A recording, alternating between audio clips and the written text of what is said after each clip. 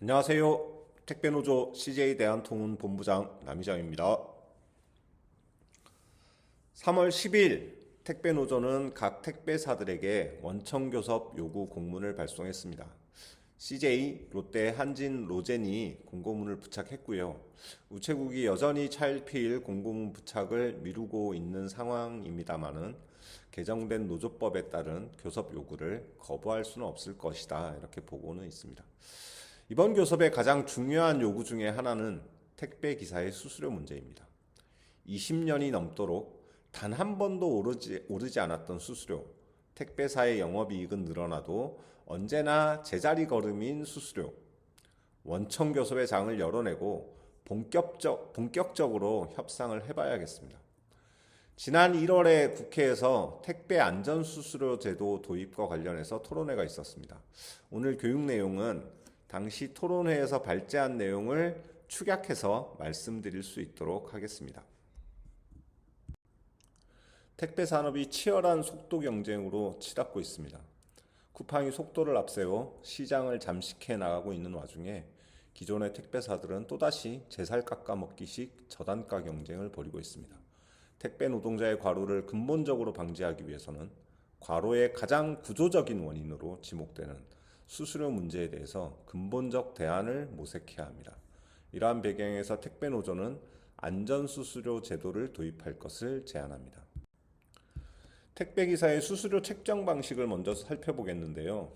급지, 택배요금에 따라서 원청 택배사는 수수료를 지급하고 있습니다. 거기에 각 영업점 대리점들이 관리 운영비 형태로 일정한 비율을 공제하고 있죠.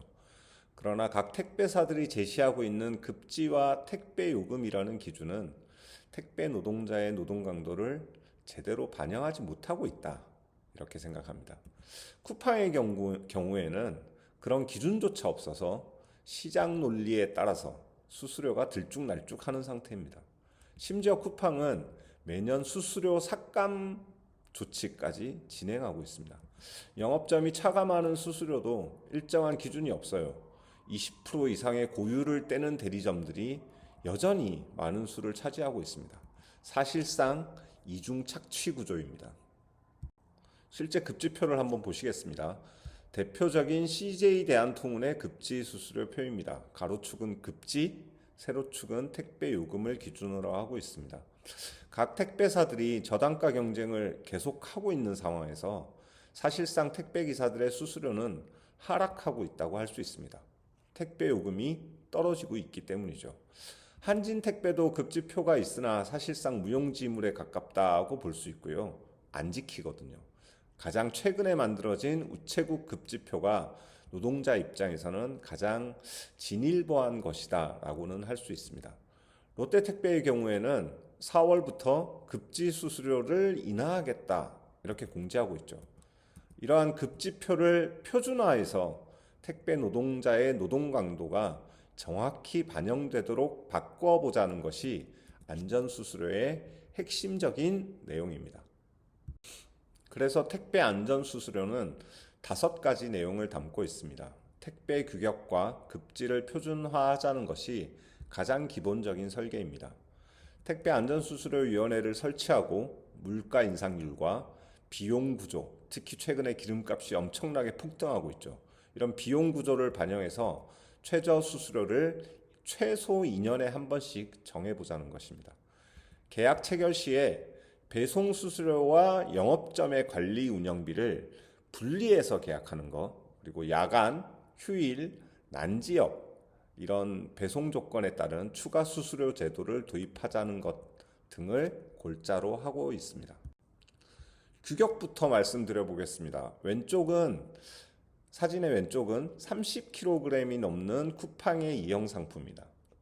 쿠팡은 정액제 수수료 체계이기 때문에 더 크고 더 무거운 물건을 배송한다고 해서 수수료를 더 받지 않습니다. 오른쪽에 있는 사진은 CJ 대한통운의 이형 상품입니다. 이형임에도 불구하고 1,850원 송장이 붙어서 왔습니다. 이런 저단가 상품으로 인해서 현장에서 분쟁이 끊이지 않고 있습니다. 이러한 문제를 원천적으로 방지하고 택배 노동자들의 노동에 대한 정당한 대가를 지불받기 위해서는 택배 규격을 표준화하고 규격에 따라서 수수료를 책정해야 합니다. 택배 요금은 택배사의 영업 정책에 따라서 결정됩니다. 좀 크고 무거운 물건이라고 하더라도 대량으로 발송하는 화주에게 택배사들은 요금을 할인해 줄 수 있는 거죠. 그러나 배송하는 택배 기사에게 대형 화주인지 아닌지 의미가 있습니까? 택배 요금이 얼마인가에 따라서가 아니라 무엇을 얼마나 힘들게 배달했는가에 따라서 수수료를 결정해야 합니다. 택배 규격은 이미 택배 약관에 제시되어 있습니다. 극소형부터 취급 제한 품목까지 규격을 표준화하고 규격에 따른 수수료 가중치를 부여해야 한다는 것입니다.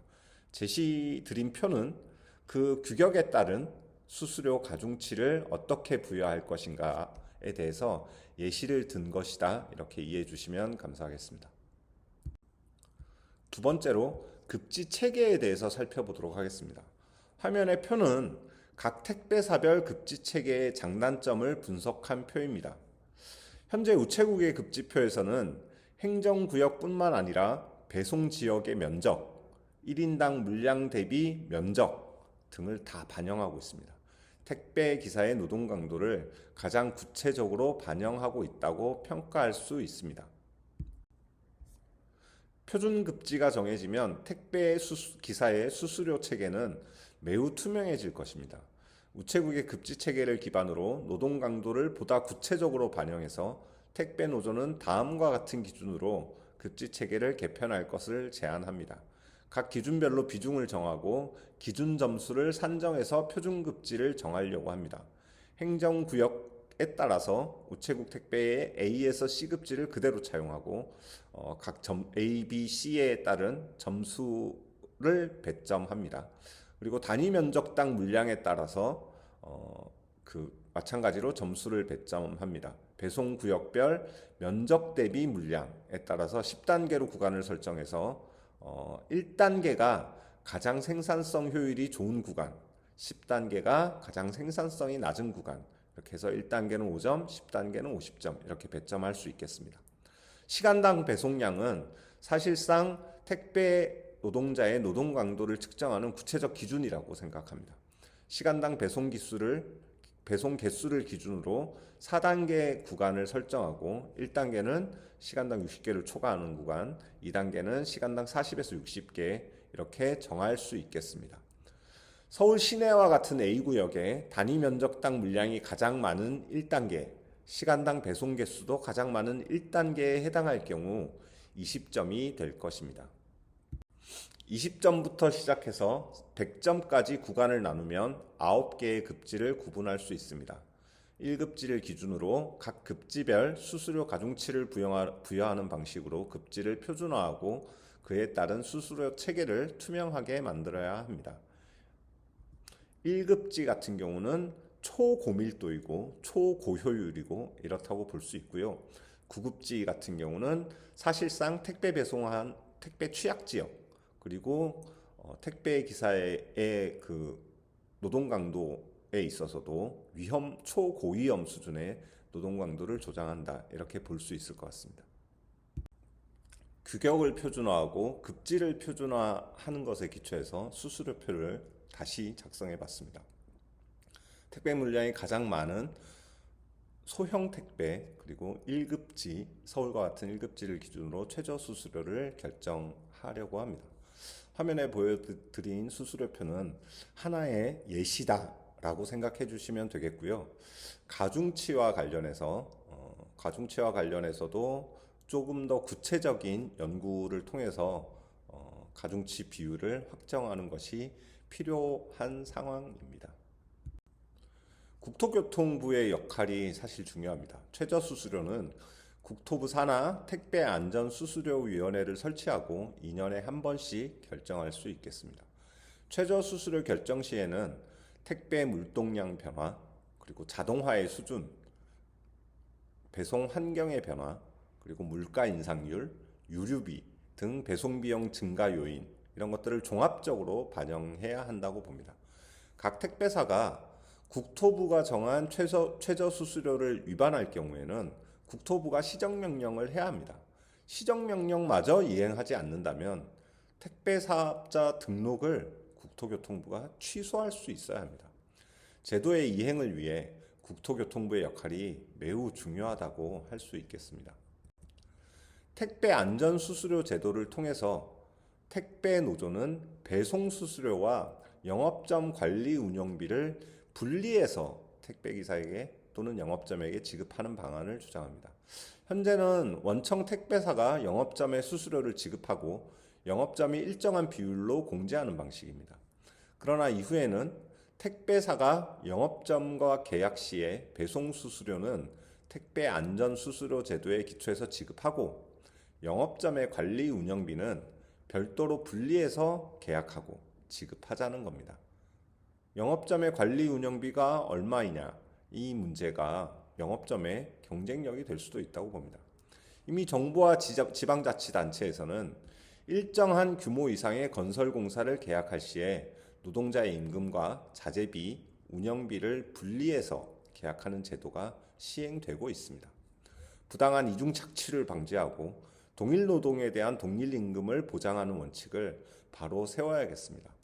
우체국의 경우 이미 우체국 물류지원단에 우정사업본부가 정한 기사들의 수수료를 그대로 지급하고 있고요. 물류지원단은 관리 운영비 등과 관련해서 별도의 계약을 진행하고 있다고 할 수 있겠습니다. 마지막으로 수수료 할증 제도에 대해서 말씀드리도록 하겠습니다. 즉, 추가 수수료 제도를 도입해야 한다는 것입니다. 우선 야간 배송, 휴일 배송에 대한 할증을 제도화하는 것이 필요합니다. 또 터미널에서 배송지까지의 거리가 지나치게 멀 경우 유류비를 지원해야겠죠. 우체국에서는 이미 난배송 지역이라는 개념을 수년 전에 도입한 바 있습니다. 서울 시내 같은 경우에서도 주차가 불가능하거나 차량 진입이 불가능한 경우, 그래서 일일이 수레를 끌고 배송을 해야 하는 이런 지역들이 상당수 있습니다. 이런 지역에 대한 별도의 추가 수수료를 책정하자는 것입니다. 택배노조가 제안하는 택배 안전 수수료 제도와 관련해서 살펴보았습니다. 다시 한번 강조하지만 택배 노동자의 과로 문제에 대한 근본적인 해결은 수수료 체계의 구조적 혁신으로부터 시작됩니다. 수수료 체계를 근본적으로 바꿔야 주 5일을 도입할 수 있고 노동시간을 획기적으로 단축할 수 있습니다. 택배 현장에서 과로를 완전히 추방할 수 있다면 이 자체로 택배 산업의 지속 가능한 발전의 디딤돌이 될 것입니다. 택배사의 입장에서도 수수료 체계의 투명성을 높여서 비용을 효율적으로 관리할 수 있을 뿐 아니라 장기적으로는 생산성을 증대시킬 수도 있습니다. 소비자 입장에서는 서비스 품질을 향상하는 계기가 될 것입니다. 소비자 화주에게도 택배 안전 수수료 제도는 이익이 될 것입니다.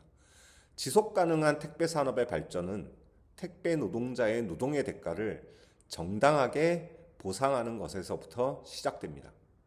오늘 택배 안전 수수료와 관련한 간단한 영상 교육을 진행했습니다. 앞으로 자주 찾아뵐 수 있도록 하겠습니다. 감사합니다.